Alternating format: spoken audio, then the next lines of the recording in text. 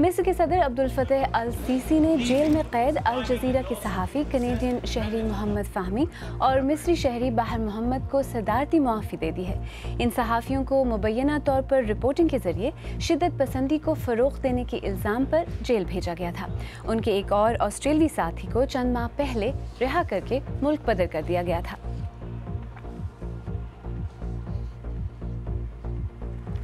रूस के सदर व्लादिमीर पुतिन मॉस्को की सबसे बड़ी मस्जिद के दोबारा खोले जाने की तकरीब में शिरकत कर रहे हैं। इस तकरीब में तुर्की के सदर रजब तैयब एर्दोगान और फ़लस्तीनी रहनुमा महमूद अब्बास भी शरीक हुए हैं। मस्जिद को 4 बरस कबल मिस्मार कर दिया गया था ताकि तौसी का काम किया जा सके।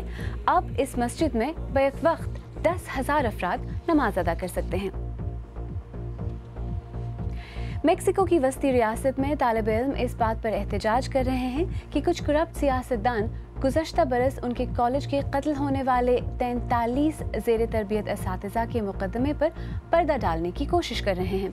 इस एहतजाज में तालिब इल्मों ने 12 बसों पर भी कब्जा कर लिया और उनकी पुलिस से झड़पें भी हुई।